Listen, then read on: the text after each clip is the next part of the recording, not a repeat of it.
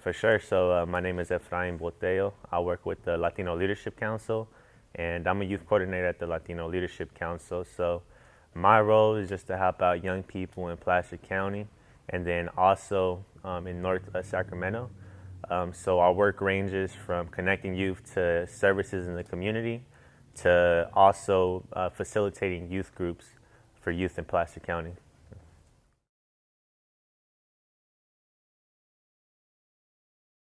Well, so it's funny because when I was in high school, I ranged different things. Like at first, I wanted to be a soccer player.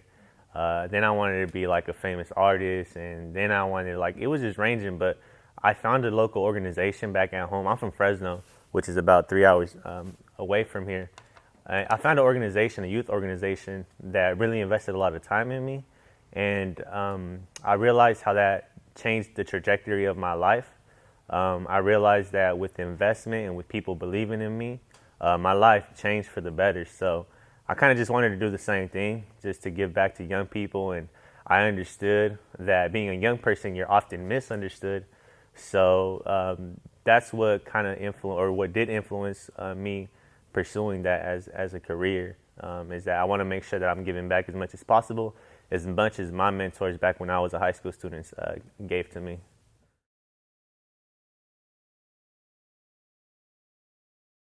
So the Latino Leadership Council, we're a nonprofit community-based organization who helps Latino families connect to resources in Placer County. So we understand that in Placer County, there's a large population of Latinos. We also understand that the reality is that we're the minority here. So there may be lack of resources, or also just a misunderstanding between our community members. So our job is always to connect our community with those resources, and also to build up their leadership, for them to be able to connect to resources on their own, for them to be able to advocate for themselves and their own families. Our main role is always to advance wellness and advance the wellness of the Latino population. For us, when we talk about wellness, it's very, very holistic, right? So wellness, that includes physical health, making sure that our community has access to the doctors that they need, our community has access to the checkups that they need, dental, whatever it is. We want to make sure that they're good physically. Also, we understand that wellness also incorporates mental health as well. So, because of all the social needs that aren't met, the Latino community faces a lot of mental health issues as well. So, one part is breaking that stigma, and then the second part as well is to make sure that they know, or they're able to connect to those resources out in the community that will help their mental health.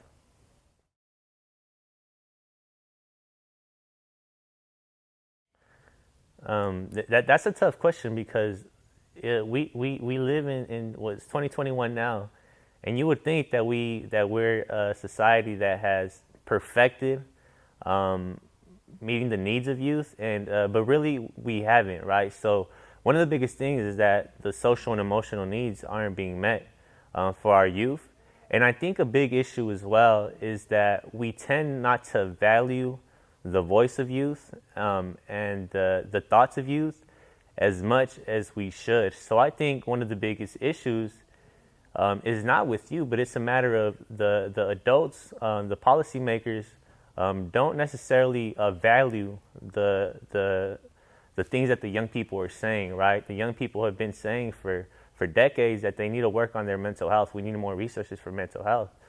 So that's one of the biggest issues that teens face, is that the adults aren't listening to them at the end of the day. So it's wonderful that you all are leading a project like this, because the goal is that they begin to listen, right? Especially after a pandemic that we just went through, we saw what were some of those cracks. So we got to make sure that we start meeting those needs for our young people, because, like I said, there's so many issues, from mental health to unstabilized homes. We could go on and on, right? But I think the biggest thing is that we're not listening enough to our young people.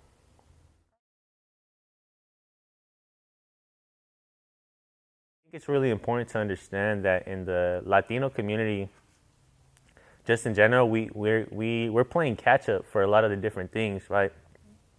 Um, at home, socially, um, our young people are dealing with the home structure, right? So they may be facing poverty. They may be going through a situation where their family doesn't understand mental health.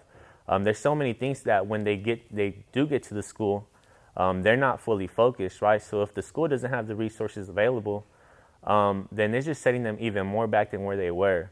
So it's always a matter of playing catch up. I believe that in order to get there, we need to focus on the equity, right? And it's a term that has been thrown out in education for the past 5 years.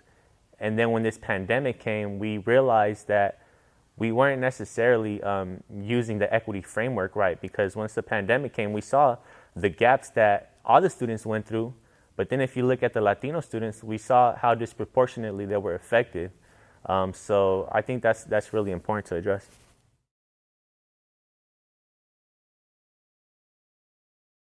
I believe distance learning has, something that was out of our control. Um, we've never faced a pandemic like we're facing right now. So we were learning as we went. And it affected the Latino students, I believe, some positively, but in the bigger picture, a lot of negative came out of it. So we saw the students that I've been working with, like they're having a hard time just wanting to connect to class. Like they understand that their grades are dropping, but that physical connection isn't there anymore, and they don't feel the urge to want to go to school. So it has impacted the Latino students in a negative way.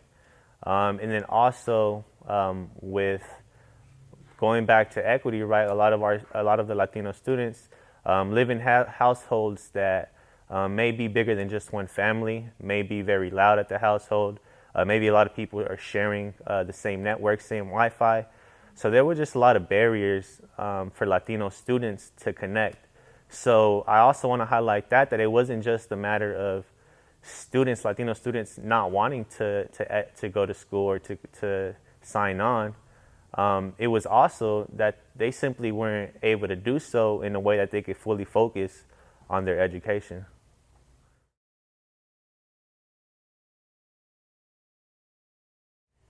hmm Yeah, I mean, well, I was just talking about the divide when it comes to technology. I think it also impacted them on an emotional level. A lot of isolation.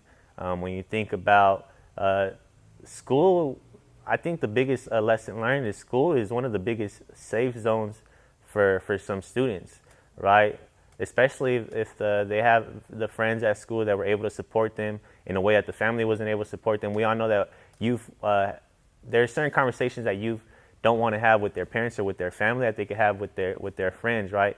And with them not being able to connect with their friends at school on a regular basis, then that led to isolation, just feeling like they're alone at home. Sometimes there's families as well that because their parents are always working, right? Now they're just at home by themselves or with their siblings. So it definitely impacted them on the mental health side. Not having the teachers there or the counselors there to be able to work with them one-on-one. The therapists, maybe they're going to therapy, they didn't really connect to the online structure, so they just decided to drop altogether and not, attend these therapy sessions or these counseling sessions because that, physical interaction wasn't there. So that's how it has impacted Latino students negatively, is that we learned how important that one-on-one, in-person connection is.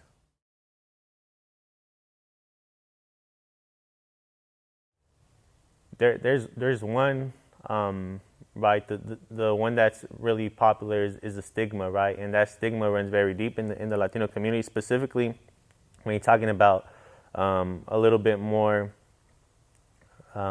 first generation families, families that come from a country who didn't necessarily know about mental health. So they don't have the resources or the knowledge to be able to teach their kids about mental health. So now they're in a place where they don't feel right. They do feel the burdens of society emotionally, but they don't know how to express that to their family, because they're afraid that their family might see them as, crazy or whatever it may be. So that's a big issue in the Latino community that we're working towards navigating, and I think it's getting better as the years go by. But for sure, that's really important. It just came up to me right now, so I'm thinking specifically about the culturally appropriate resources. So I think that when it comes to, like, for example, therapy or counseling, more can be done to accommodate the needs of not just the Latino student, but of the family as well. We understand at the Latino Leadership Council that one of the most important things, the most important entry points, is that family connection. If the parents are disconnected because the communication isn't there, or maybe the communication gets lost, or the translation gets lost through the translators, or Google Translates, that connection doesn't happen. I think it's really important that the schools have the resources to accommodate for Spanish-speaking families in a way that the translation doesn't get lost. So that's going to be really important, for one, for the parents to understand what mental health is, and two, for the parents to encourage their students to continue in their mental health process, so they're in a better place where they're able to fully focus on their education.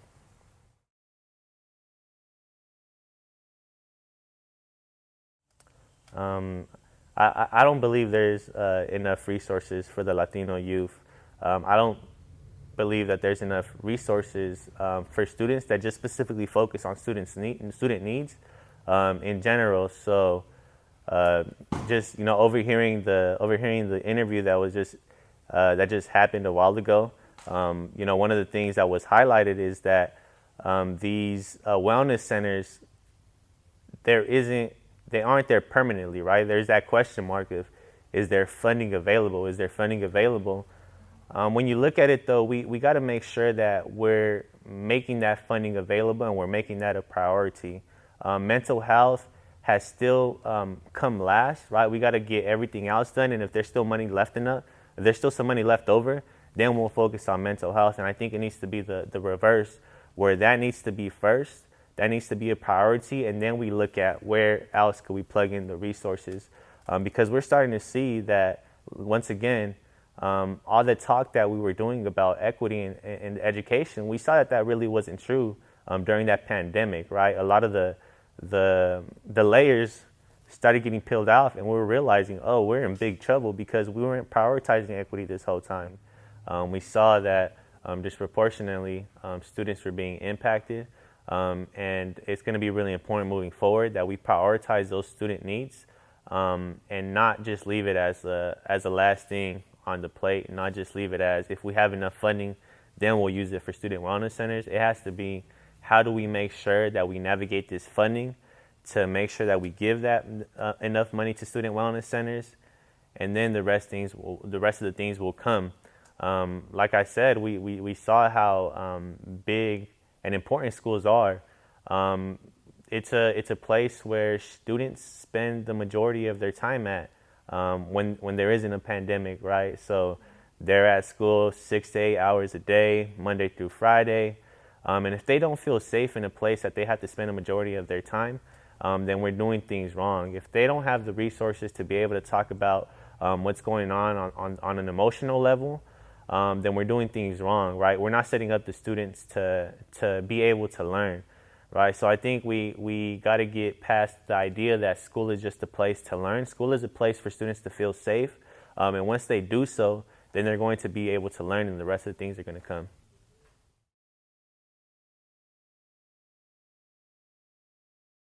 Yeah, in both the school and the mental health system, the language is a barrier. So I think historically there has been a misrepresentation of Latino families, and that misrepresentation is that they don't encourage education as much to their students. That's completely false. Like I remember when I was in school, that was one of the main things that my mom always told me. Like, make sure you're focusing on your education. Make sure you're focusing on your education. But there was a language barrier there where she wasn't able to talk to the teachers, to the counselor, where she wasn't able to fully understand, and the school wasn't fully able to understand our situation at home, right? So it's really important that we start working towards eliminating that language barrier in a way that we're able to fully engage the family. In the Latino community, family is very important. So if we're just focusing on the student and not communicating with the parent, then it becomes very difficult for both the student and the parent to be able to figure out what's next. How can we make sure that our student is fully engaged in class? How do I support them back at home when they're doing their homework? So I think it's going to be really important moving forward that we focus on the language barrier. We engage our families, our parents as much as possible, and we do the most to be able to communicate, right? And then also it has to be things that are culturally appropriate. So it's going to be really important as well as we move forward that the schools are able to partner with community-based organizations such as the Latino Leadership Council to be able to help out with that family barrier, right? If the resources aren't there, then pull the community-based organizations in the loop as well to be able to help until there's a point where there's enough people on staff in the education and the mental health system to be able to connect the families in the way that they need to be connected.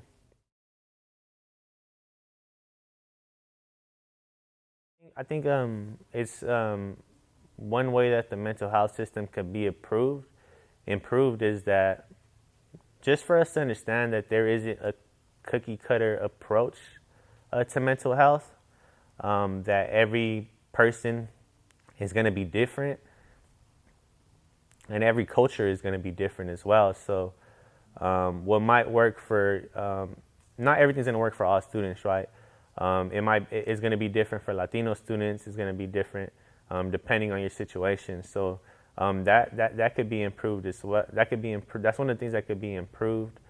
I think one way that both the educational system and the mental health system could be improved is going back to my last point about making sure that all these efforts are being led by youth who are in the schools right now, right? So I could say right now that I won't have the perfect answers because I'm not a student in the K through 12 system anymore, right? In fact, we should be connecting with the young people, the students, listening to their input as much as possible, right? So to have whoever is watching this video, I would encourage you all to continue to listen to the folks leading this project of Cap the Gaps because you're going to learn the most from those who are directly impacted, right? I think we tend to overestimate the feedback from the quote-unquote professionals with all the fancy titles, and we underestimate the feedback from the folks who are directly impacted, who are living it every day. So I don't have the right answer for that because I'm not a student at the moment, right? The people who have the right answer for that are the young people, you all who are leading this project, are the young people on the schools on the ground who are facing all these barriers, who have experienced what it's like to go to school during a pandemic. Those are the people that we should be listening to, right? So this project is a continuation, and this project is an emphasis that we got to listen to our students, right? Me myself, like I said, as I'm not a student right now, so I wouldn't have the perfect answer to that. But there's folks like you all in this room who do have the perfect answer to that, and our job should be to listen to you all, and our job should be to facilitate that process. And for the policymakers to also be involved in the process as well. So they build school policy or they build school plans coming directly from the young people at the schools.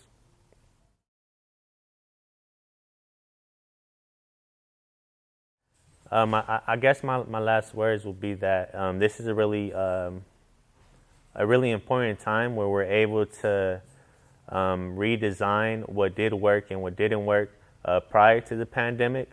And this is a beautiful time to listen to the young people who experienced the pandemic and virtual learning and what that was like. So once again, just encouraging the folks who are watching these videos, especially if they're in a position where they're able to make those important decisions, to really listen to this video, listen to the young people who created this video. And once you watch this video, I encourage you to meet with these young people directly so you're able to learn a little bit more. So we're able to redesign this school system and this mental health system that is truly going to meet the needs. And as we know, society's changed over time, right? So it's something that we got to understand, that it's going to be a continuation of things, right? In 5, 10 years from now, we might be in a better position, but it doesn't mean that that's going to be the final result. It's going to be a continuation because a new generation is going to come, new needs are going to come. So it's going to be a continuation. It's not, we shouldn't lose patience. We're going to continue to redesign whatever needs to be redesigned in order for our students to benefit. Yeah, because we always tend to think that there's always going to be like a final product, you know, like, oh, we've already done this, this, and that, right? And then it always gets brought up like, oh, when are you all going to finally be happy, right? That type of rhetoric. So it's really important to understand that, you know, it's going to be continuation. You all are going to end up graduating. There's going to be a new wave of students who face a lot of different experiences, and they're going to need different things. So it's really important that we have to build, continue to build.